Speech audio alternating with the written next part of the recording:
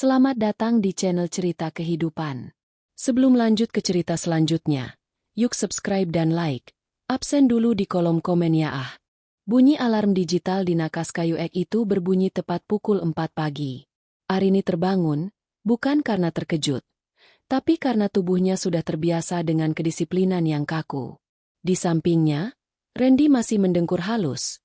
Aroma parfum mahal sisa semalam masih tertinggal di bantal pria itu. Arini menatap wajah suaminya sejenak dalam remang lampu tidur. Wajah yang dulu ia puja, kini tampak seperti topeng retak yang menutupi kebusukan di dalamnya. Arini beranjak ke dapur. Sambil menyeduh kopi hitam tanpa gula, selera yang tidak pernah diketahui Randy karena suaminya itu menganggap Arini hanya suka susu coklat kekanakan, ia memeriksa ponselnya. Sebuah notifikasi muncul dari detektif swasta yang ia sewa.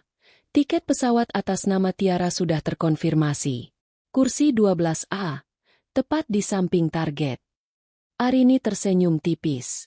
Sangat tipis hingga hampir tak terlihat. Pukul 6, Randy sudah rapi dengan setelan jas customade yang harganya setara dengan biaya kuliah 1 semester. Ia sibuk merapikan dasinya di depan cermin besar di ruang tengah. Sementara Arini berlutut di lantai, merapikan lipatan celana di koper kabin Randy. Mas, jangan lupa minum vitaminnya. Di Paris sedang musim transisi, udaranya tidak menentu. Ucap Arini lembut, suaranya sengaja dibuat sedikit cemas, persis seperti Citra, istri penurut, yang selama ini ia mainkan. Randy mendengus, melirik Arini dari pantulan cermin dengan tatapan meremehkan. Arini mengenakan daster batik longgar. Rambutnya dicepol asal-asalan, dan kacamata bulat tebalnya melorot ke ujung hidung. Ya, Arini, kamu cerewet sekali. Urus saja rumah ini dengan benar. Jangan sampai tanaman di balkon mati lagi seperti bulan lalu. Dan ingat, jangan boros belanja daring. Tagihan kartu kreditmu bulan lalu naik 1 juta. Aku tidak mau membuang uang untuk barang-barang diskonan tidak berguna. Arini menunduk, menyembunyikan kilatan di matanya. Maaf, Mas. Aku hanya membeli buku masak dan beberapa perlengkapan rajut. CK, membosankan. Gumam Randy pelan, namun cukup keras untuk didengar. Pantas saja hidupmu hanya berputar di sini. Kamu itu culun. Arini. Beruntung aku masih mau pulang ke rumah ini. Arini tidak menjawab. Ia mengantar Randy ke mobil jemputan bandara. Di teras rumah mewah mereka, yang sebenarnya dibangun di atas tanah warisan kakek Arini, meski Randy merasa itu hasil kerja kerasnya sendiri, Arini melambaikan tangan dengan raut wajah sedih yang dibuat-buat. Hati-hati di jalan, Mas. Sukses perjalanan bisnisnya. Seru Arini. Randy hanya melambai tanpa menoleh. Pikirannya sudah terbang ke Paris. Membayangkan Tiara yang seksi dengan gaun merah ketat sudah menunggunya di terminal keberangkatan internasional. Begitu mobil itu hilang dari pandangan, bahu Arini tegak seketika. Tatapan matanya yang tadi sayu berubah menjadi setajam silet. Ia kembali ke dalam rumah, langsung menuju ruang kerja pribadinya yang tersembunyi di balik perpustakaan. Ia melepas kacamata bulat tebalnya, yang sebenarnya hanya lensa netral untuk menyamarkan matanya yang cerdas, dan menggantinya dengan kacamata baca berbingkai elegan. Arini menyalakan komputer dengan 3 monitor besar. Jarinya menari dengan lincah di atas papan ketik. Bukan resep masakan yang ia buka, melainkan dashboard manajemen aset perbankan tingkat tinggi. Di layar monitor, deretan angka 0 yang berjejer panjang di rekening Randy menyala terang. Perjalanan bisnis, katamu? Gumam Arini sambil membuka folder foto yang dikirimkan detektifnya. Foto-foto Randy dan Tiara yang sedang berpelukan mesra di pusat perbelanjaan sebelum keberangkatan terpampang nyata. Arini menarik napas panjang. Selama 5 tahun pernikahan, ia sengaja membiarkan Randy merasa menjadi raja. Ia membiarkan Randy merasa paling cerdas, paling berkuasa, dan paling kaya. Arini memberikan panggung seluas mungkin agar suaminya itu bisa jatuh dari ketinggian yang paling menyakitkan. Ia melihat transaksi terakhir di kartu kredit utama Randy. Pembelian perhiasan di toko emas ternama di bandara senilai 50 juta rupiah. Arini tahu itu bukan untuknya. Itu adalah hadiah pembuka untuk Tiara. Nikmatilah, Randy. Makanlah hidangan termewah, tidurlah di ranjang terempuk, dan tertawailah aku sesukamu di sana. Arini berbisik pada layar komputer. Karena setiap sen yang kamu gesek hari ini adalah hutang yang akan kamu bayar dengan harga dirimu. Arini mulai melakukan panggilan telepon. Bukan ke catering atau toko bunga, tapi ke firma hukum tersohor. Halo, Pak Baskoro? Ini Arini. Saya ingin mengaktifkan rencana operasi pembersihan. Ya, semua dokumen perselingkuhan sudah lengkap. Saya ingin pembekuan aset dilakukan secara bertahap begitu mereka mendarat di Charles de Gaulle.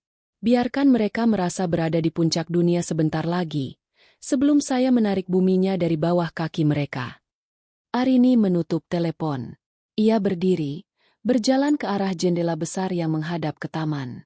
Ia melepas daster batiknya, menampakkan setelan blus sutra yang ia kenakan di dalamnya. Hari ini, si culun tidak akan pergi merajut. Hari ini, sang pemilik tahta yang sebenarnya akan mulai mengambil kembali apa yang menjadi haknya. Randy berpikir Arini adalah wanita bodoh yang tidak mengerti dunia luar. Padahal, Arini adalah orang yang memegang kendali atas seluruh dunia kecil yang sedang Randy nikmati. Permainan baru saja dimulai, dan Arini memegang semua kartu as di tangannya. Cahaya lampu kota Paris mulai berpendar saat pesawat yang membawa Randy dan Tiara mendarat mulus di Bandara Charles de Gaulle. Di kelas bisnis yang eksklusif, Randy meregangkan tubuhnya, menyesap sisa sampanye mahal di gelas kristalnya. Di sampingnya, Tiara, wanita dengan riasan tebal dan aroma parfum yang menyengat, bergelayut manja di lengannya. Mas, akhirnya kita sampai. Aku sudah tidak sabar ingin ke Avenue Montaigne. Koleksi musim gugur baru saja keluar, dan aku tidak mau keduluan sosialita Jakarta lainnya. Rengek Tiara dengan suara yang dibuat semanja mungkin. Randy tertawa sombong, mengacak rambut Tiara yang dicat pirang abu-abu. Tenang saja, sayang. Apapun yang kamu mau, tinggal tunjuk. Kartu kreditku tidak punya batas untuk membahagiakan wanita secantik kamu. Bukan seperti si culun di rumah yang hanya tahu harga cabai dan deterjen. Mereka berdua tertawa terpingkal-pingkal. Bagi Randy, Arini adalah beban masa lalu yang membosankan. Seorang istri yang ia anggap sebagai pajangan di rumah agar ia terlihat sebagai pria berkeluarga yang stabil di mata klien bisnisnya. Ia merasa Arini terlalu bodoh untuk curiga, terlalu kuper untuk mencari tahu, dan terlalu lemah untuk melawan. Sesampainya di Hotel Ritz Paris, salah satu hotel termewah di dunia, Randy memesan Imperial Suite. Petugas hotel menyambut mereka dengan hormat yang luar biasa. Penghormatan yang dibeli Randy dengan uang yang sebenarnya mengalir dari sistem manajemen aset yang dibangun oleh kecerdasan Arini. Lihat ini, Tiara. Ujar Randy sambil melempar ponselnya ke tempat tidur king size yang mewah. Aku baru saja memposting foto kita di akun privatku. Teman-teman kantorku semua iri. Mereka pikir aku sedang rapat membosankan dengan investor. Padahal aku sedang bersama ratu di kota paling romantis. Tiara melihat layar ponsel itu. Di sana, Randy mengunggah foto tangan mereka yang bertautan dengan latar belakang menara Eiffel dari jendela hotel. Captionnya sangat menyakitkan. Menikmati hidup yang sesungguhnya dengan belahan jiwa yang berkelas. Maaf ya, si kutu buku, di rumah tidak akan pernah mengerti level kemewahan ini. Dia terlalu bodoh untuk diajak terbang tinggi. Komentar-komentar dari lingkaran pertemanan gelap Randy bermunculan, memuji keberanian Randy dan mengejek Arini sebagai istri yang malang. Randy merasa berada di puncak dunia. Ia merasa telah mengakali sistem, mengakali pernikahan, dan mengakali Arini. Sementara itu, ribuan kilometer jauhnya di Jakarta, Arini duduk di ruang kerjanya yang gelap.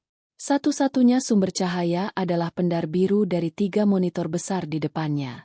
Di salah satu layar, sebuah program keylogger dan pencerminan akun sedang bekerja. Arini membaca setiap kata, setiap ejekan, dan melihat setiap foto yang diunggah Randy. Wajahnya tidak menunjukkan amarah yang meledak-ledak. Sebaliknya, ia sangat tenang. Ketajaman matanya mengikuti setiap pergerakan transaksi yang dilakukan Randy. Oh, jadi aku, si kutu buku yang bodoh, gumam Arini pelan. Ia menyesap teh chamomilenya yang sudah dingin. Level kemewahan, katamu? Mari kita lihat seberapa tinggi kamu bisa terbang tanpa sayap yang aku pinjamkan. Randy. Di Paris, malam semakin larut. Randy mengajak Tiara makan malam di restoran berbintang Michelin. Di sana, mereka memesan menu tasting paling mahal dan botol anggur tahun 1990-an yang harganya bisa membiayai renovasi sebuah panti asuhan. Randy dengan bangga menggesek kartu kreditnya untuk membayar deposit pesanan perhiasan yang akan diambil besok pagi di Place Vendôme. Mas, kamu hebat banget sih bisa sesukses ini. Arini pasti bangga punya suami seperti kamu. Meskipun dia nggak bakal paham betapa hebatnya kamu di luar sana. Puji Tiara sambil mengusap pipi Randy. Randy membusungkan dada. Dia itu cuma keberuntungan masa laluku. Tiara. Dia nggak punya visi. Dia pikir mengelola uang itu cuma soal menabung di celengan ayam. Dia nggak tahu kalau suaminya ini punya akses ke dana tak terbatas. Dia itu culun, penakut. Kalau aku bilang uangnya habis untuk investasi gagal pun, dia pasti cuma bakal menangis dan mengangguk. Randy tidak tahu bahwa setiap kata-katanya terekam melalui mikrofon ponselnya yang telah diretas oleh Arini. Arini mendengarkan semuanya. Ia mendengar tawa meremehkan itu. Ia mendengar bagaimana suaminya memperlakukannya seperti sampah yang tak berotak. Arini menyandarkan punggungnya di kursi kerja. Ia mulai mengetikkan perintah pada sistem perbankan pusat perusahaan keluarga mereka. Ia tidak langsung mematikan semuanya. Itu terlalu mudah. Ia ingin memberikan mereka harapan sebelum menghancurkannya berkeping-keping. Biarkan mereka belanja besok pagi, bisik Arini pada kegelapan ruangan. Biarkan mereka mengisi tas belanjaan mereka dengan barang-barang bermerek. Biarkan mereka merasa menjadi penguasa Paris. Dan tepat saat mereka merasa paling bahagia, aku akan memutus napas finansial mereka. Arini kemudian membuka sebuah folder digital berjudul Limbah Randy. Di dalamnya terdapat bukti-bukti transfer gelap yang dilakukan Randy dari rekening perusahaan ke rekening pribadinya selama 2 tahun terakhir. Randy pikir dia sangat lihai menyembunyikan jejak, tidak menyadari bahwa Arinilah yang mendesain arsitektur keamanan bank tersebut. Besok pagi, pukul 10 waktu Paris, Arini menjadwalkan sebuah perintah otomatis di komputernya. Status kartu, lost and stolen. Status rekening, frozen for fraud investigation. Akses aplikasi, denied. Di Paris, Randy dan Tiara kembali ke hotel dengan perasaan riang, berencana untuk memborong isi butik besok pagi. Mereka tertidur lelap dalam dekapan kemewahan, tanpa menyadari bahwa esok hari, matahari tidak akan bersinar terang bagi mereka. Si culun yang bodoh, baru saja menyiapkan panggung untuk pertunjukan horor yang tidak akan pernah mereka lupakan seumur hidup. Matahari pagi di Jakarta menyelinap masuk melalui celah gorden sutra di ruang kerja Arini. Ia tidak tidur semalaman. Namun, tidak ada lingkaran hitam di bawah matanya. Adrenalin dari rencana yang tersusun rapi selama 2 tahun terakhir memberinya energi yang lebih kuat daripada kafein manapun. Arini berdiri dari kursi ergonomisnya, berjalan menuju sebuah brankas kecil yang tersembunyi di balik lukisan pemandangan klasik, lukisan yang selalu diejek Randy sebagai selera kuno yang membosankan. Dengan pemindai sidik jari dan kode enkripsi 12 digit, pintu baja itu terbuka pelan tanpa suara. Di dalamnya bukan tumpukan perhiasan emas mencolok seperti yang disukai Tiara. Isinya adalah tumpukan dokumen legal, sertifikat saham atas nama pribadinya, dan sebuah laptop khusus dengan sistem operasi terenkripsi yang terhubung langsung ke server pusat perbankan internasional. Randy selalu merasa dialah sang jenius finansial. Ia merasa jabatan, direktur utama, di perusahaan keluarga yang mereka bangun adalah bukti kehebatannya. Namun, Randy lupa satu detail kecil namun fatal. Arini adalah lulusan terbaik Computer Science dan Financial Engineering dari universitas top dunia yang memilih untuk pensiun dini demi mendukung suaminya. Arinilah yang menulis algoritma keamanan untuk sistem manajemen aset mereka. Randy hanyalah wajah perusahaan, sementara Arini adalah otaknya. Arini menyalakan laptop hitam itu. Layarnya memunculkan grafik aliran dana yang rumit. Dengan beberapa ketukan jari, ia masuk ke akun admin utama. Mas, Kamu selalu bilang aku hanya tahu harga cabai, gumam Arini sambil menatap layar. Tapi kamu lupa, aku tahu persis berapa sen yang keluar dari setiap kartu kredit yang kamu pegang. Ia melihat transaksi terakhir Randy di Paris. Sarapan mewah seharga 200 euro di hotel. Arini tersenyum dingin. Itu akan menjadi makanan terakhir yang dibayar oleh uangnya. Arini teringat bagaimana 3 tahun lalu, ia mendapati Randy mulai bermain api. Awalnya hanya melalui pesan singkat yang mencurigakan, lalu meningkat menjadi transfer-transfer kecil ke rekening anonim. Arini tidak langsung melabraknya. Baginya, kemarahan yang meledak-ledak adalah senjata orang lemah. Ia memilih untuk diam, mengamati, dan membiarkan Randy merasa berada di atas angin. Randy sering meremehkannya di depan teman-teman bisnis mereka. Istriku ini sangat hemat. Bahkan terlalu hemat sampai-sampai terlihat kusam. Tapi tidak apa-apa. Itu artinya dia tidak akan menghabiskan uangku untuk tas mewah. Begitu kata Randy sambil tertawa sombong di sebuah pesta tahun lalu. Padahal, saat itu Arini sedang memindahkan aset-aset strategis perusahaan ke bawah kendali yayasan yang hanya bisa diakses olehnya. Ia membiarkan Randy memegang uang jajan yang terlihat besar, namun sebenarnya adalah umpan. Randy merasa memiliki miliaran, padahal ia hanya memegang akses ke rekening operasional yang sewaktu-waktu bisa ditarik talinya. Kini, di monitornya, Arini membuka profil, target, Randy Atiara. Ia melihat jadwal rencana mereka hari ini, mengunjungi butik desainer di Champs-Élysées. Kamu ingin aku jadi penurut, kan, Mas? Aku akan menuruti permintaan terakhirmu. Membiarkanmu menikmati hidup yang sesungguhnya, untuk beberapa jam lagi, bisik Arini. Ia mulai mengetikkan baris perintah skrip yang telah ia siapkan berbulan-bulan. Skrip ini bukan sekadar memblokir kartu. Ini adalah sistem penghancur identitas finansial. Begitu diaktifkan, seluruh akses Randy akan terkunci secara permanen dengan alasan aktivitas pencucian uang yang mencurigakan. Bukan hanya kartu kreditnya, tapi juga aplikasi perbankan di ponselnya akan terkunci dengan protokol keamanan tingkat tinggi yang hanya bisa dibuka dengan kehadiran fisik Arini di kantor pusat Jakarta. Arini mengambil ponsel pribadinya, ponsel yang selalu terlihat jadul di mata Randy, dan menelepon pengacaranya sekali lagi. Pak Baskoro, tolong siapkan surat pernyataan bahwa seluruh dana di rekening bersama telah ditarik kembali karena adanya pelanggaran kontrak pranikah terkait perselingkuhan dan penyalahgunaan dana perusahaan. Pastikan semua bukti dari Paris masuk ke dalam berkas dalam waktu nyata. Siap, Bu Arini. Bagaimana dengan apartemen yang mereka tempati di Jakarta? Tanya suara di seberang telepon. Ganti kodenya pagi ini. Kosongkan semua barang Randy dan kirimkan ke gudang sewaan. Biarkan dia tahu bahwa dia tidak punya tempat untuk pulang. Jawab Arini tanpa keraguan. Arini menutup telepon. Ia berjalan menuju dapur, membuat roti panggang dengan selai kacang yang sederhana. Sambil mengunyah, ia melihat rekaman kamera CCTV di rumahnya.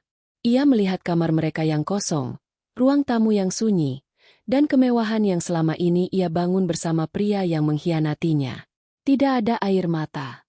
Rasa sakit itu sudah berubah menjadi kalkulasi matematis. Baginya, Randy hanyalah sebuah error dalam sistem hidupnya yang harus segera dihapus secara bersih. Kamu menyebutku culun karena aku lebih suka membaca buku daripada pamer di media sosial. Arini berbicara pada foto pernikahan mereka yang tergantung di dinding. Tapi melalui buku-buku itulah aku belajar bagaimana cara menjatuhkan seorang raksasa hanya dengan satu tarikan benang. Arini melirik jam tangannya. Di Paris, butik-butik mewah akan segera dibuka. Randy dan gundiknya akan melangkah dengan angkuh menuju jebakan yang paling mematikan. Kemiskinan instan di negeri orang. Ia kembali ke laptopnya. Jarinya berada di atas tombol enter. Satu tekanan kecil, dan dunia Randy akan gelap seketika. Selamat bersenang-senang di Paris, Mas. Semoga belahan jiwamu tetap mencintaimu saat saldo di kartumu berubah menjadi angka 0 yang cantik. Klik. Perintah dijalankan. Arini menyandarkan punggungnya, menutup matanya sejenak. Dan untuk pertama kalinya dalam bertahun-tahun, ia merasakan kedamaian yang luar biasa. Pagi itu, Paris diselimuti langit biru yang bersih. Randy melangkah keluar dari hotel dengan kepercayaan diri seorang miliarder. Ia mengenakan kacamata hitam desainer dan jam tangan seharga apartemen tipe studio di Jakarta. Di lengannya, Tiara tampak seperti manekin berjalan, mengenakan gaun sutra pendek yang sengaja ia pilih untuk menarik perhatian para pria Prancis di sepanjang jalan. "Mas, hari ini pokoknya aku mau tas Birkin itu ya. Kemarin aku sudah lihat di katalog, warnanya merah menyala. Pas banget buat pamer di arisan bulan depan." Celoteh Tiara sambil mengeratkan pelukannya di lengan Randy. Randy menepuk tangan Tiara dengan jemawa. "Apapun untukmu, sayang. Jangankan satu tas. Satu toko pun sanggup aku beli kalau aku mau. Kita tunjukkan pada dunia kalau kita ini pasangan kelas atas." Biarkan saja si culun di rumah itu sibuk menghitung kembalian belanja sayur. Mereka sampai di Champs-Élysées, jantung kemewahan dunia. Butik-butik dengan etalase kaca setinggi langit menyambut mereka. Randy melangkah masuk ke salah satu butik paling eksklusif dengan dagu terangkat. Pelayan butik yang sangat terlatih segera menyambut mereka dengan senyum profesional, mencium aroma uang dari penampilan luar mereka. Tiara langsung menyerbu deretan tas kulit domba yang dipajang elegan. Ia memilih 3 tas sekaligus, beberapa pasang sepatu hak tinggi, dan sebuah syal sutra yang harganya cukup untuk memberi makan satu desa selama sebulan. Totalnya 45.000 euro, monsieur. Ucap sang kasir dengan suara lembut namun tegas, setelah menghitung semua barang belanjaan Tiara. Sekitar 750 juta rupiah. Randy bahkan tidak berkedip. Baginya, angka itu hanyalah statistik kecil di atas kertas. Ia mengeluarkan dompet kulit buayanya, menarik sebuah kartu black card, kartu kredit paling prestisius yang hanya dimiliki oleh segelintir orang. "Gunakan ini," ucap Randy singkat dengan nada memerintah. Tiara sudah bersiap dengan ponselnya, merekam momen itu untuk diunggah ke Instagram Story. Ia ingin semua orang tahu bahwa ia telah berhasil menaklukkan pria kaya yang bisa memberikan apa saja. Ia ingin Arini melihatnya, meski ia pikir Arini terlalu bodoh untuk memantau media sosial. Kasir itu mengambil kartu tersebut, memasukkannya ke dalam mesin pembaca, dan menunggu beberapa detik. Bip, bip, bip. Mesin itu mengeluarkan suara peringatan yang tajam. Si kasir mengernyitkan dahi. "Mohon maaf, monsieur. Sepertinya ada masalah dengan koneksi. Bisakah kita coba sekali lagi?" Randy terkekeh, menoleh ke arah Tiara. "Lihat, saking besarnya limit kartuku, mesin mereka sampai kaget." Percobaan kedua dilakukan. Suasana butik yang tadinya penuh musik klasik yang menenangkan, tiba-tiba terasa tegang bagi Randy. "Declined." Tulisan merah besar itu muncul di layar mesin. Wajah Randy sedikit berubah, tapi ia tetap berusaha tenang. Mungkin karena limit harian untuk transaksi luar negeri. Pakai kartu yang ini saja." Ia mengeluarkan kartu kredit dari bank internasional lain. Kembali digesek. "Declined, monsieur. Apakah Anda memiliki metode pembayaran lain? Mungkin tunai?" tanya sang kasir. Nadanya kini tidak sehangat sebelumnya. Beberapa pelanggan lain di dalam butik mulai menoleh dan berbisik-bisik. Randy mulai berkeringat dingin. "Mustahil. Coba kartu ini." Ia mengeluarkan kartu ketiga, keempat, hingga kartu debit perusahaan. Satu persatu, mesin itu memberikan jawaban yang sama. Transaksi ditolak. "Mas, ada apa sih? Malu tahu dilihatin orang," bisik Tiara ketus. Wajahnya memerah karena malu. Ponselnya yang tadi merekam kini diturunkan. "Diam kamu. Ini pasti ada kesalahan sistem di banknya," bentak Randy panik. Ia segera membuka ponselnya, hendak masuk ke aplikasi perbankan untuk mengecek saldo. Namun, saat ia memasukkan kata sandi, sebuah pesan muncul di layar ponselnya. "Akses ditolak. Akun Anda telah ditangguhkan karena aktivitas mencurigakan. Silakan hubungi administrator utama Anda, Arini Indah Lestari." Jantung Randy serasa berhenti berdetak. Nama itu, nama istrinya yang ia sebut, si culun, kini tertulis sebagai pemegang kendali tunggal atas napas finansialnya. Randy mencoba menelepon layanan pelanggan bank, tetapi nomornya diblokir. Ia mencoba memesan taksi melalui aplikasi, namun aplikasinya menyatakan bahwa metode pembayarannya sudah tidak valid. Monsieur, jika tidak ada pembayaran, saya harus mengembalikan barang-barang ini ke etalase. Ucap kasir itu dengan nada dingin yang meremehkan. Ia mengambil tas-tas mewah itu dari hadapan Tiara seolah-olah Tiara adalah seorang pengemis yang tersesat. Mas, lakukan sesuatu. Malu-maluin banget sih. Tiara menghentakkan kakinya, meninggalkan butik dengan wajah tertunduk. Randy mengejarnya keluar ke trotoar Champs-Élysées. Di tengah keramaian turis dan kemegahan Paris, ia mendapati dirinya lumpuh secara finansial. Ia meraba sakunya, mencari uang tunai. Ia hanya menemukan beberapa lembar uang euro sisa kembalian bandara yang bahkan tidak cukup untuk membeli 2 porsi burger di restoran cepat saji. Tiba-tiba, ponsel Randy bergetar. Sebuah pesan masuk dari nomor yang sangat ia kenal. Bukan dari layanan bank, tapi dari nomor pribadi Arini. Pesan itu singkat, namun sanggup membuat lutut Randy lemas. Bagaimana pemandangan di Champs-Élysées, Mas? Cantik, ya? Nikmati udaranya. Karena itu satu-satunya hal gratis yang tersisa untukmu di sana. Randy gemetar. Ia mencoba menelepon Arini, tapi panggilannya langsung dialihkan ke kotak suara. Ia menatap Tiara yang kini mulai memaki-makinya di pinggir jalan. Kamu bilang kamu kaya. Kamu bilang istrimu bodoh. Ternyata kamu yang bodoh. Randy, kita sekarang mau tidur di mana kalau kartu kamu mati semua? Teriak Tiara histeris, tidak peduli lagi pada citra elegannya. Di bawah naungan menara Eiffel yang terlihat dari kejauhan, sang raja kini telah kehilangan mahkotanya.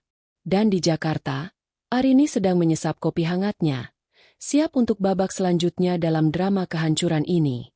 Randy melangkah gontai menyusuri trotoar Avenue Montaigne dengan wajah pucat pasi. Di belakangnya, Tiara terus mengomel dengan suara melengking yang mulai menarik perhatian orang-orang Prancis yang lewat. Harga diri Randy yang tadinya setinggi langit, kini hancur lebur.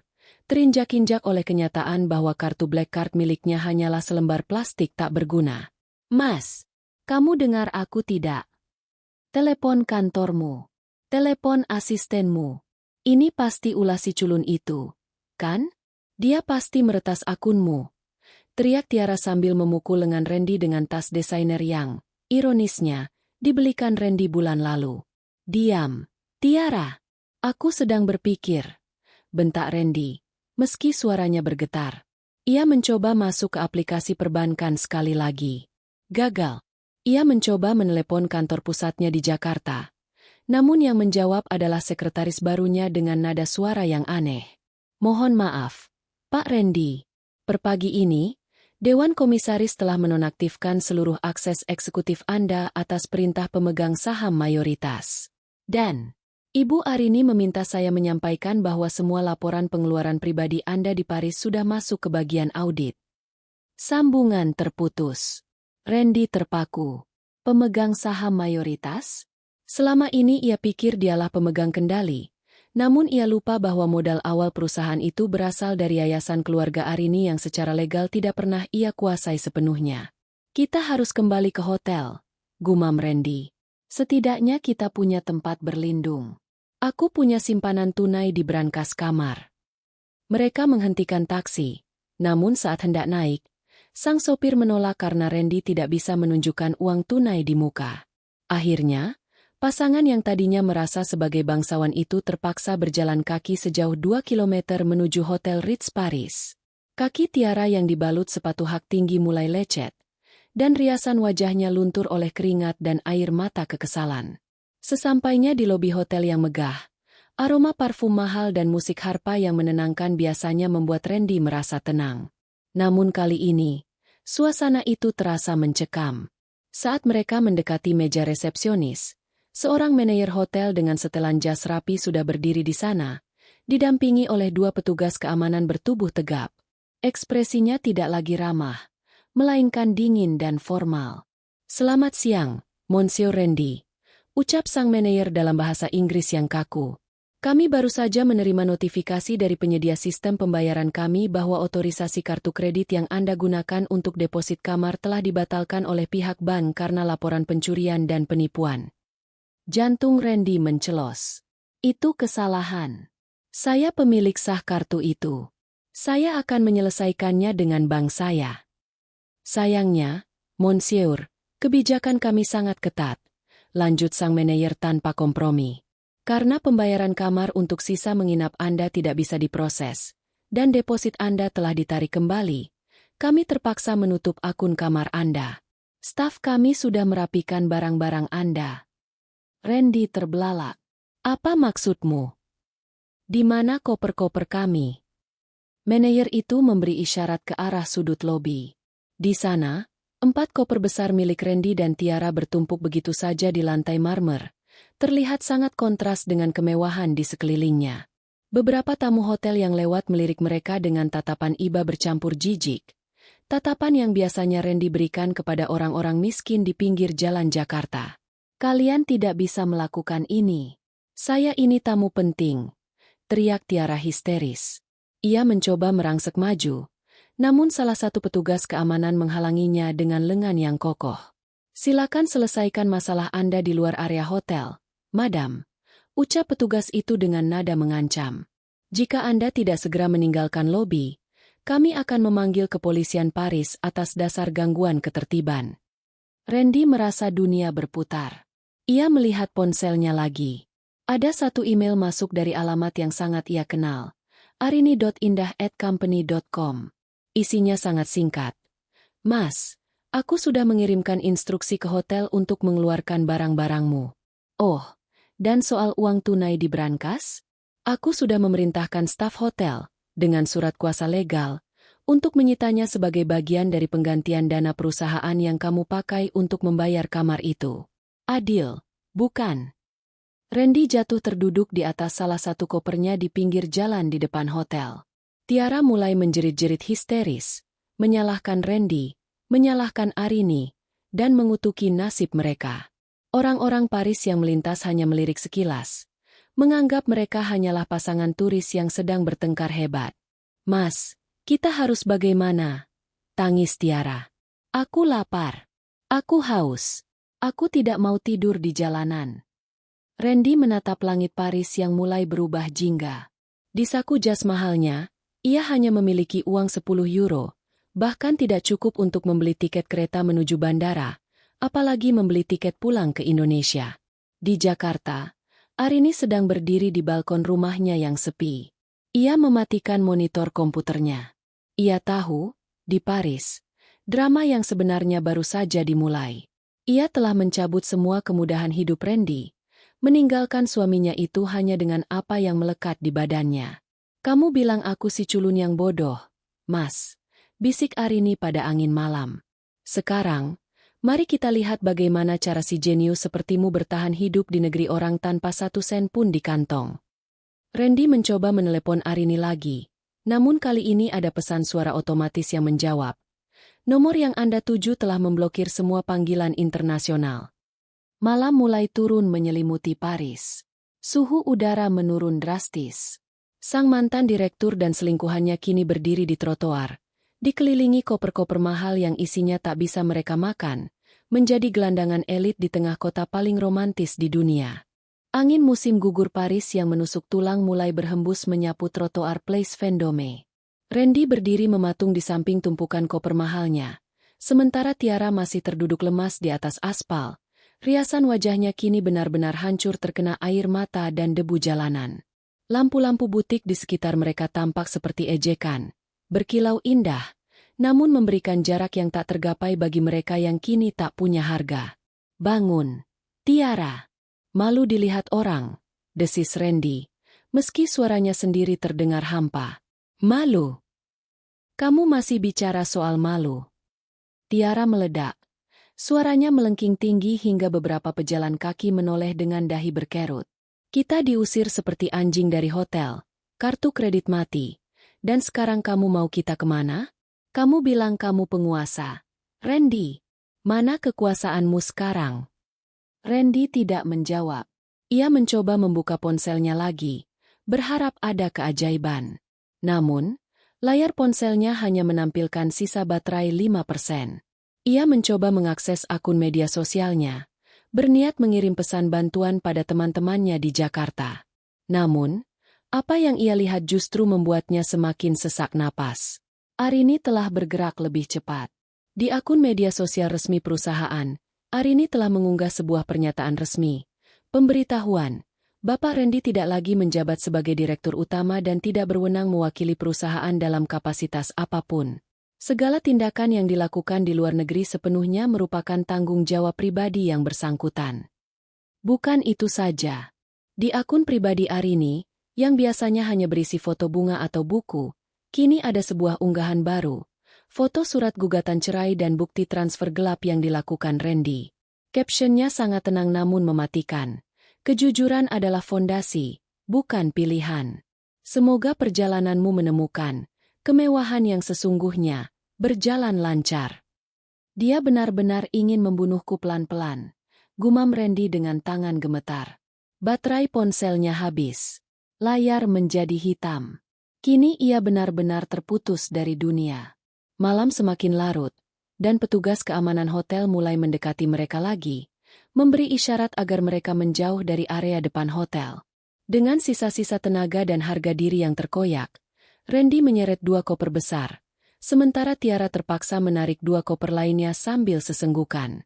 Mereka berjalan tanpa arah, melewati lorong-lorong kota yang semakin sunyi. Mereka berhenti di sebuah taman kecil, Square de l'Archeveche, yang letaknya tidak jauh dari Katedral Notre Dame. Bangku taman yang dingin menjadi satu-satunya tempat bersandar. Aku lapar, Mas. Terakhir kita makan tadi pagi, rengek Tiara. Suaranya kini terdengar lemah dan serak. Randy meraba sakunya. 10 euro. Uang itu hanya cukup untuk membeli 2 potong roti baget murah di kios pinggir jalan dan 1 botol air mineral. Tidak ada lagi wine tahun 1990-an. Tidak ada lagi hidangan tasting menu Michelin. Saat Randy kembali membawa roti keras itu, Tiara menatapnya dengan jijik. Kamu mau aku makan ini? Di pinggir jalan seperti gelandangan. Kalau tidak mau, tidak usah makan. Kita tidak punya uang lagi. Tiara, mengertilah, bentak Randy. Kemarahannya meledak karena frustrasi yang memuncak. Mereka makan dalam keheningan yang menyakitkan. Roti yang biasanya terasa nikmat itu kini terasa seperti debu di mulut mereka. Di seberang jalan, mereka melihat pasangan turis lain yang tertawa riang sambil masuk ke dalam taksi. Randy teringat betapa sombongnya ia pagi tadi, meremehkan Arini sebagai si culun yang tidak tahu apa-apa. Kini, si culun itu berada di rumah yang hangat, sementara si jenius ini harus berbagi bangku taman dengan dinginnya malam Paris. Tiba-tiba, hujan rintik-rintik mulai turun. Paris yang romantis berubah menjadi penjara terbuka yang kejam. Mereka terpaksa menepi di bawah atap sebuah toko yang sudah tutup, berhimpitan dengan koper-koper mereka yang mulai basah. Tiara mulai menggigil. Mas, aku takut. Bagaimana kalau ada orang jahat? Bagaimana kalau kita tidak bisa pulang? Randy tidak punya jawaban. Ia sendiri merasa sangat kecil dan tidak berdaya. Ia mulai menyadari bahwa semua kemewahan, semua rasa hormat yang ia terima selama ini, bukanlah karena dirinya, melainkan karena sistem yang dibangun Arini. Tanpa Arini, ia hanyalah pria biasa dengan jas mahal yang kini berbau keringat dan air hujan. Di tengah malam yang sunyi itu, terdengar suara tawa dari kejauhan. Sekelompok pemuda lokal lewat dan melihat mereka. Salah satu dari mereka menunjuk koper Louis Vuitton milik Tiara dan tertawa, sambil meneriakkan kata-kata dalam bahasa Prancis yang tidak mereka mengerti, namun nadanya sangat menghina. Randy memeluk koper-koper itu erat-erat. Ia takut. Ia lapar. Dan yang paling menyakitkan, ia merindukan kenyamanan rumah yang selama ini ia sia-siakan.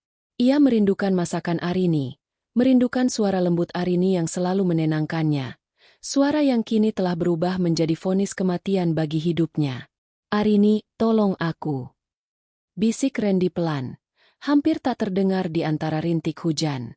Namun Arini tidak ada di sana. Arini tidak akan datang menyelamatkannya.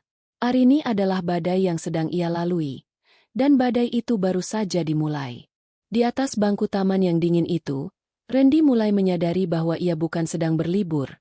Ia sedang menjalani hukuman yang ia tulis sendiri dengan setiap tetes pengkhianatannya.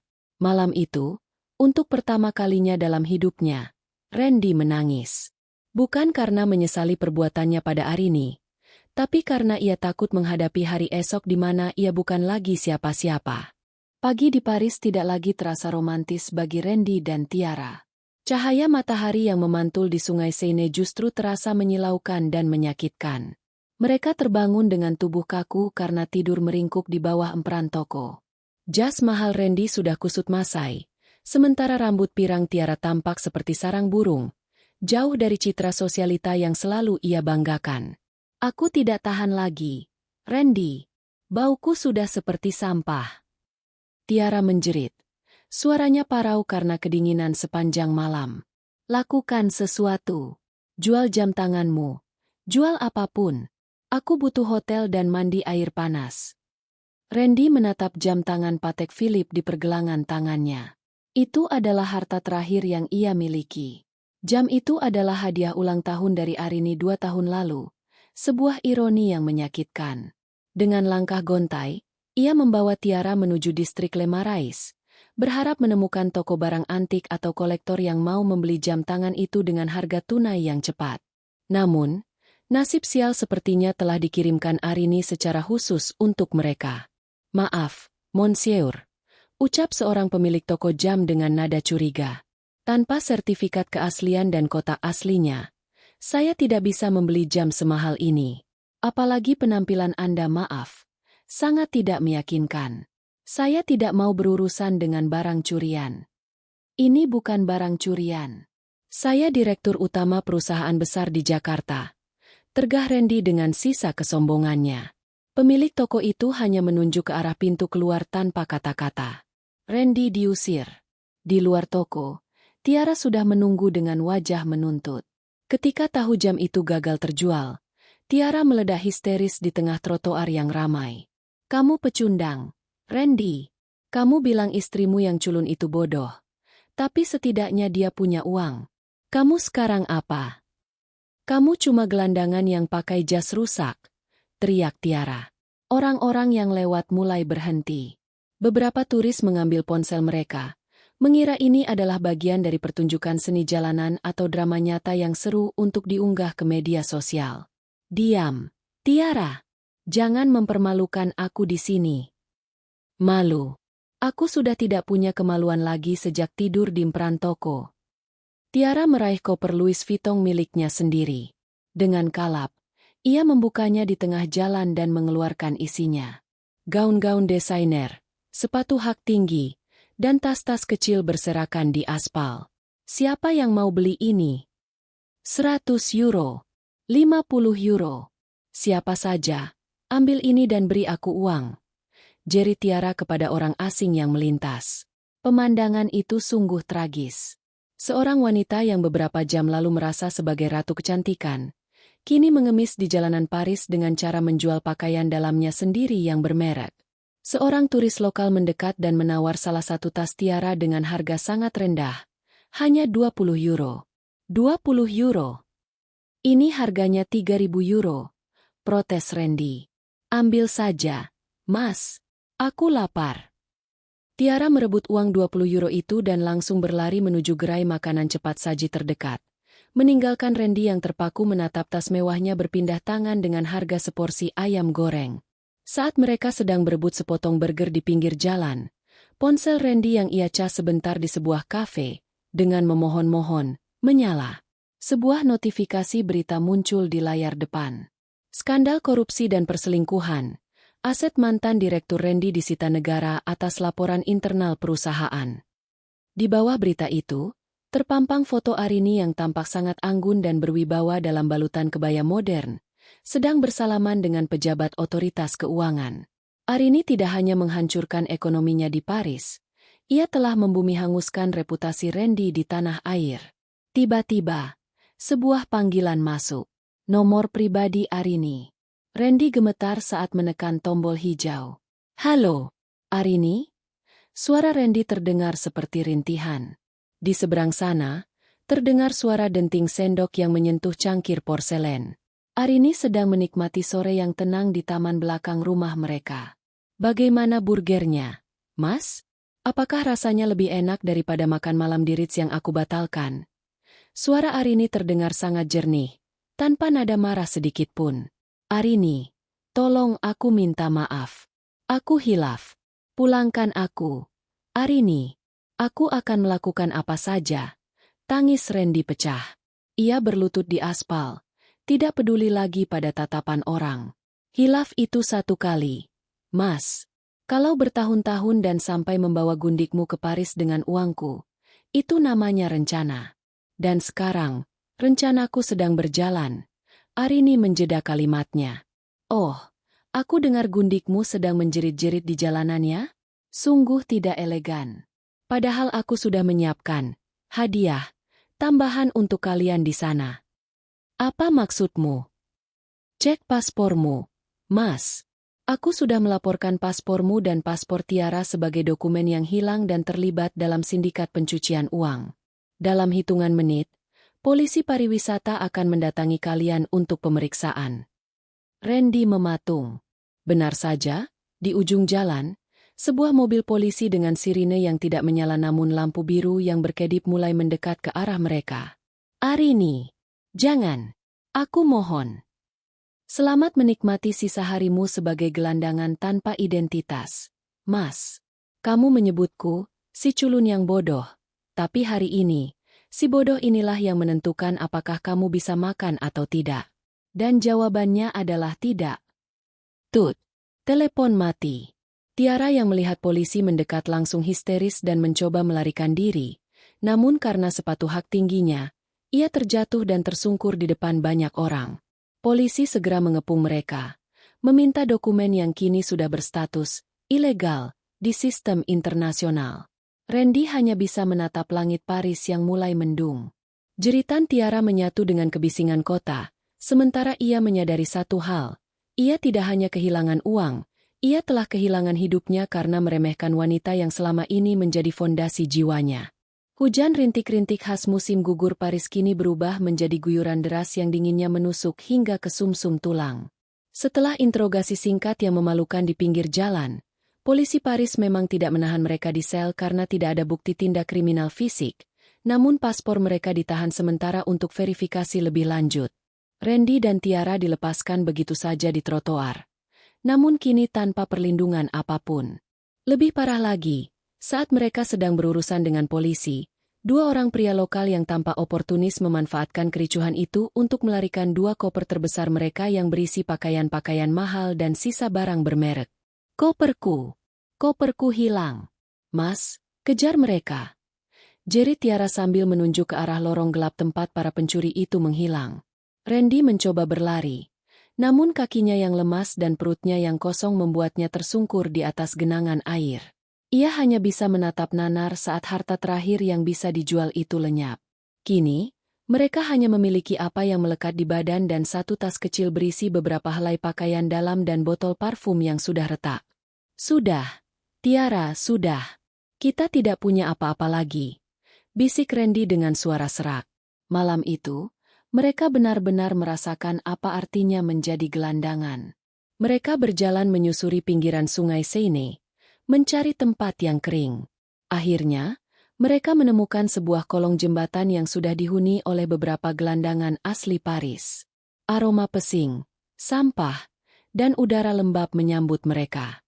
Tiara, yang biasanya mandi dengan sabun artisan seharga jutaan rupiah, kini harus duduk di atas kardus bekas yang kotor.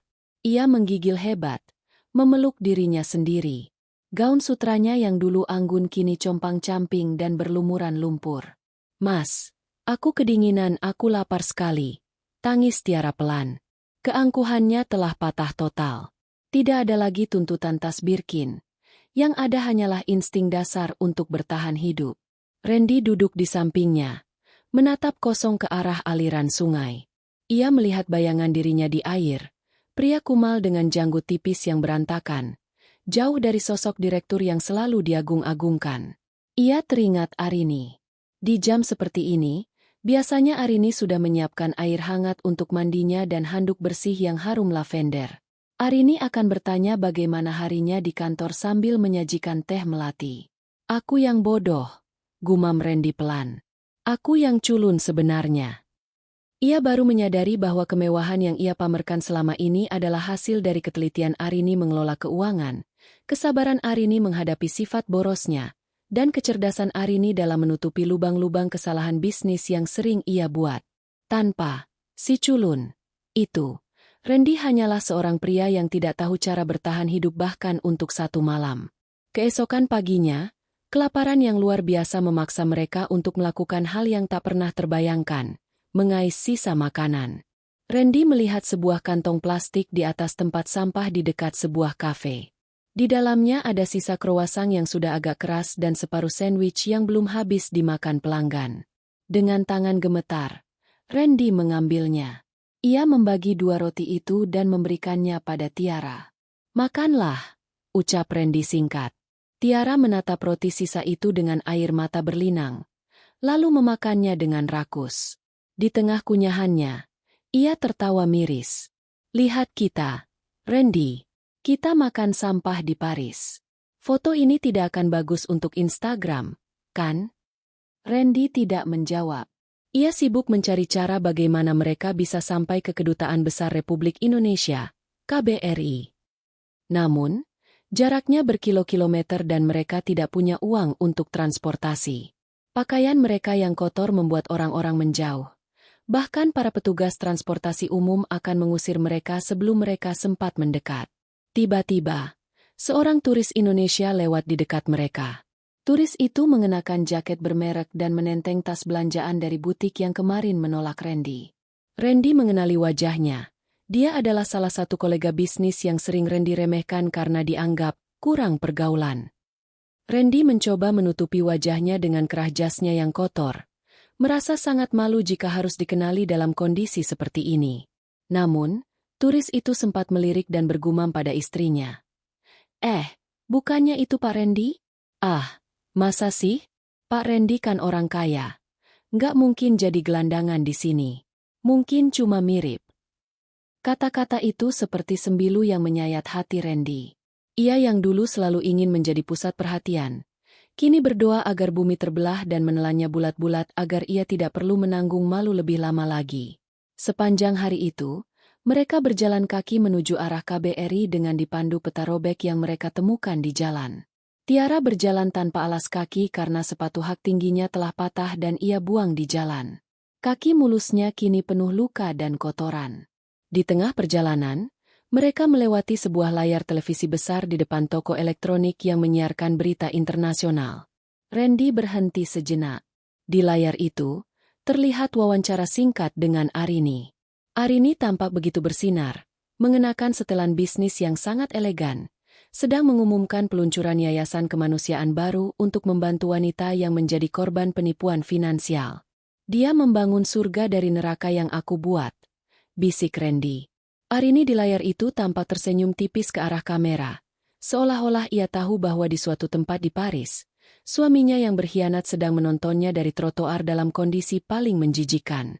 Senyum itu bukan senyum kemenangan yang jahat, tapi senyum seorang wanita yang telah benar-benar terbebas dari beban bernama Randy.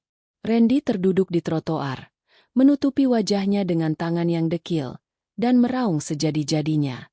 Tiara hanya bisa bersandar di tembok toko, menatap hampa ke arah jalanan, menyadari bahwa perjalanan romantis ini adalah akhir dari segala mimpi kosong yang ia bangun di atas penderitaan wanita lain.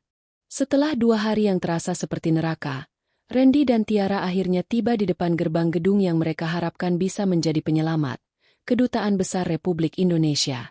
Namun, penampilan mereka begitu mengenaskan hingga petugas keamanan setempat sempat menahan mereka di pintu luar.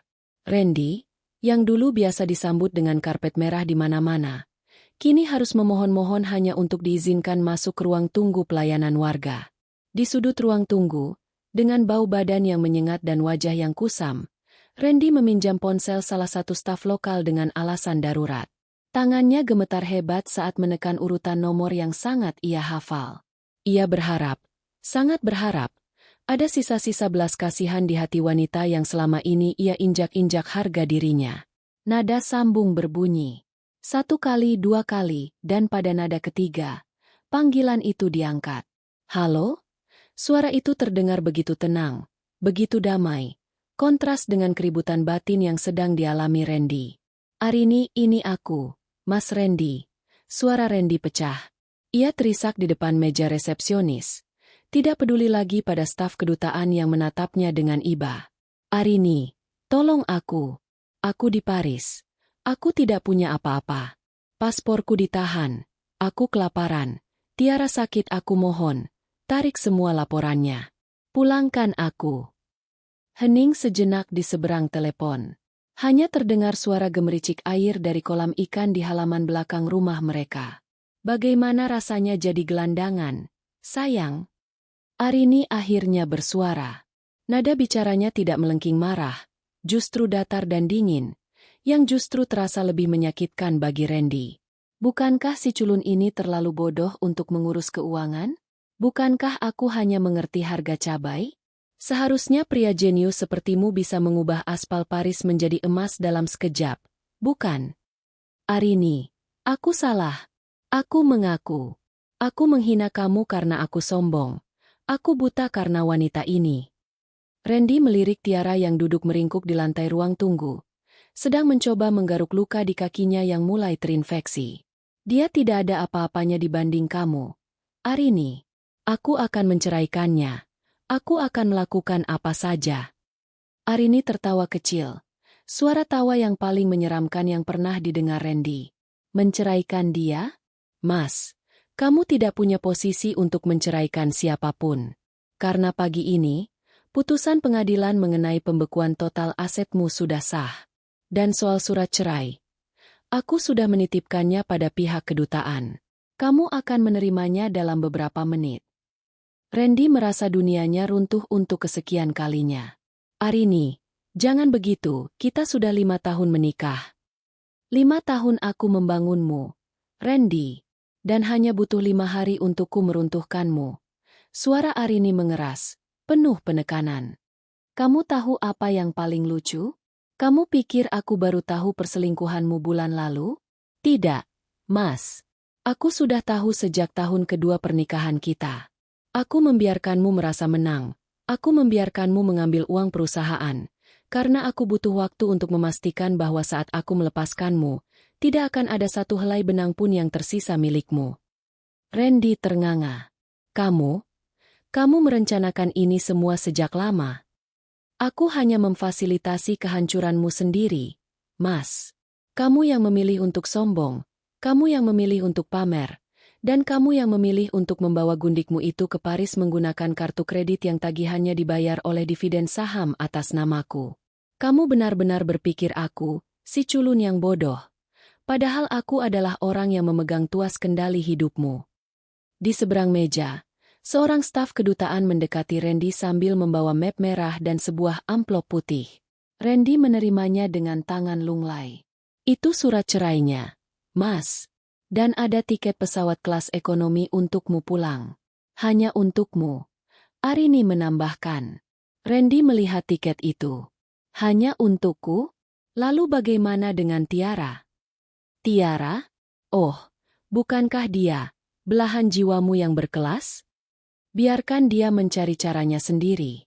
Lagi pula, paspornya masih bermasalah karena laporan pencucian uang yang aku buat. Dia mungkin harus menetap di sana sedikit lebih lama di penampungan imigran, tentu saja. Arini, kamu kejam, teriak Randy frustrasi. Aku tidak kejam, Randy. Aku hanya bersikap adil. Kamu ingin kebebasan dengan gundikmu, kan? Sekarang kamu bebas. Bebas dari harta, bebas dari jabatan, dan bebas dari aku. Nikmati sisa waktumu di Paris sebagai kenang-kenangan terakhir dari istrimu yang bodoh ini. Klik. Panggilan diputus sepihak. Randy menatap tiket pesawat di tangannya, lalu menatap Tiara. Tiara yang menyadari bahwa Randy hanya mendapatkan satu tiket mulai berteriak dan menyerang Randy, menjambak rambutnya sambil memaki-maki. Kamu mau ninggalin aku di sini? Kamu bilang kamu cinta aku. Dasar laki-laki sampah, jerit Tiara. Para petugas keamanan terpaksa menyeret Tiara keluar dari gedung. Randy hanya diam, membiarkan wanita yang dulu ia puja itu diseret menjauh. Ia melihat map merah di tangannya, surat gugatan cerai, pencopotan jabatan secara tidak hormat, dan bukti sita aset. Randy terduduk di kursi kayu ruang tunggu, menunduk dalam-dalam. Ia akan pulang ke Jakarta, tapi ia tahu, tidak ada rumah yang menunggunya. Ia akan pulang sebagai pecundang yang paling hina, sementara wanita yang ia remehkan kini sedang bertahta di atas kerajaan yang ia sangka miliknya. Arini benar. Si culun itu tidak bodoh. Dialah sang pemain catur yang sesungguhnya. Sementara Randy hanyalah pion yang baru saja ditendang keluar dari papan permainan. Pintu kedatangan internasional Bandara Soekarno-Hatta terbuka dengan desis mekanis yang dingin. Randy melangkah keluar dengan bahu merosot, menyeret satu-satunya tas kecil yang tersisa. Penampilannya jauh dari sosok eksekutif yang berangkat 2 minggu lalu. Ia mengenakan kaos oblong murah yang ia dapatkan dari sumbangan di Paris dan celana jeans yang sudah berubah warna karena debu. Matanya cekung, menyiratkan kelelahan mental yang luar biasa. Ia sendirian.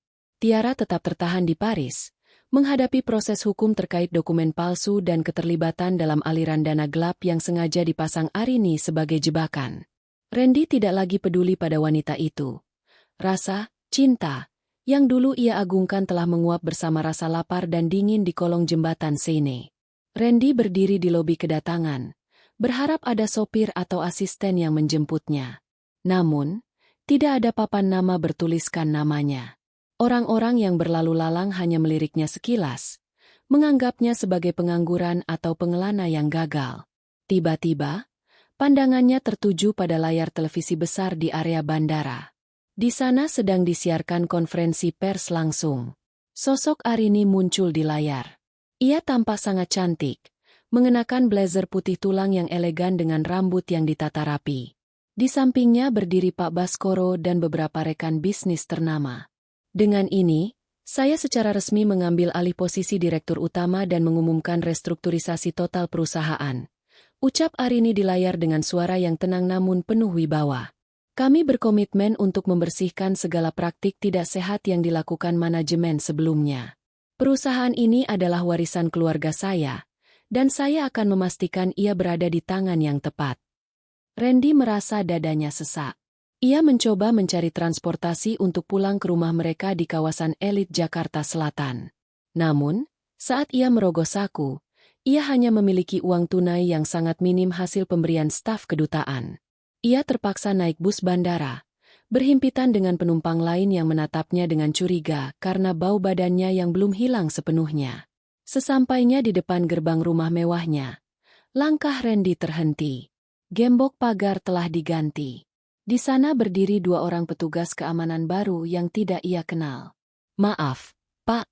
Bapak dilarang masuk ke area ini," cegat salah satu petugas dengan tegas. "Apa maksudmu?" "Ini rumahku. Aku pemilik rumah ini," bentak Randy, mencoba menggunakan sisa otoritasnya. Rumah ini sudah atas nama Ibu Arini Indah Lestari secara penuh berdasarkan putusan pengadilan 2 hari lalu. Barang-barang pribadi Bapak sudah dipindahkan ke gudang sewaan di pinggiran kota. Ini kuncinya, dan ini alamatnya. Petugas itu menyerahkan sebuah amplop coklat kecil dengan nada dingin. Randy terjatuh berlutut di depan pagar rumahnya sendiri. Rumah yang dulu ia anggap sebagai simbol kemenangannya, kini menjadi benteng yang menutup diri darinya. Di saat itulah, sebuah mobil sedan mewah hitam berhenti di depan gerbang. Kaca jendela mobil itu turun perlahan. Arini duduk di kursi belakang. Ia menatap Randy melalui kacamata hitamnya. Sejenak, ia melepas kacamata itu, memperlihatkan mata yang jernih. Mata yang dulu selalu menatap Randy dengan cinta, namun kini hanya menyisakan kekosongan yang membekukan. "Arini, tolong jangan lakukan ini padaku," isak Randy di aspal. "Aku tidak punya tempat tinggal. Aku tidak punya uang." Arini menatapnya tanpa ekspresi. "Kamu punya kesehatan, Randy. Kamu masih punya kaki untuk berjalan dan tangan untuk bekerja. Bukankah itu yang dulu kamu katakan padaku saat aku mengeluh lelah mengurus perusahaan? Kamu bilang aku harus bersyukur karena punya suami hebat sepertimu. Arini memberi isyarat pada sopirnya untuk mengeluarkan sesuatu. Sebuah tas kecil dilemparkan keluar jendela, jatuh tepat di depan lutut Randy. Itu isinya beberapa buku referensi bisnis dan manajemen tingkat dasar, ucap Arini pelan. Dulu kamu bilang aku culun karena suka membaca buku. Sekarang, mungkin buku-buku itu bisa membantumu memahami bagaimana cara membangun hidup dari nol tanpa harus mengandalkan harta istri. Arini, aku mohon. Permainan sudah selesai. Randy, kamu menyebutku, si culun yang bodoh, tapi hari ini, si bodoh ini berdiri di atas kakinya sendiri, sementara, si jenius, ini bersimpuh di kaki orang yang dia remehkan. Arini kembali mengenakan kacamata hitamnya. Jangan pernah hubungi aku lagi. Semua komunikasi melalui pengacara. Kaca jendela naik kembali. Mobil itu meluncur masuk ke dalam halaman rumah, meninggalkan Randy di pinggir jalan yang berdebu. Pagar megah itu tertutup rapat, mengunci Randy di dunia luar yang kejam, dunia yang dulu ia pikir bisa ia taklukkan dengan kesombongan. Randy menatap tas berisi buku-buku dari Arini. Di dalamnya, terselip sebuah catatan kecil dengan tulisan tangan Arini yang rapi. Saldo nol bukan akhir dari dunia, tapi pengkhianatan adalah akhir dari sebuah martabat. Selamat berjuang di dunia nyata, Randy. Di kejauhan, sirine ambulan dan kebisingan kota Jakarta seolah menertawakan kehancurannya. Randy berjalan menjauh dengan kaki menyeret, membawa beban penyesalan yang akan ia pikul seumur hidupnya. Sementara di dalam rumah yang hangat, Arini menutup jendela kamarnya, siap memulai lembaran baru tanpa bayang-bayang pria yang pernah meremehkannya. Sang ratu telah kembali ke singgasananya, dan si pengkhianat kini hanyalah debu di tengah hiruk-pikuk kota.